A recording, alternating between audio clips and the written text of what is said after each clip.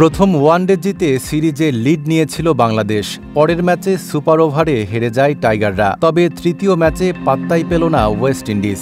ব্যাটে বলে পারফর্ম করে ১৭৯ রানের বড় জয় পেয়েছে মেহেদী হাসান মিরাজের দল। এই জয়ে ২-১ ব্যবধানে সিরিজ জিতল স্বাগতিকরা।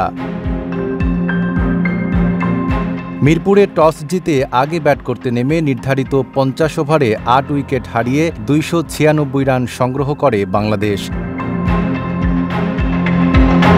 দলের হয়ে সর্বোচ্চ ৯১ রান করেছেন সৌম্য, এছাড়া ৮০ রান করেছেন সাইফ। জবাবে ৩০ ওভার ১ বলে সবকটি উইকেট হারিয়ে ১১৭ রান করেছে West Indies. Naim Arabi, Dhaka post.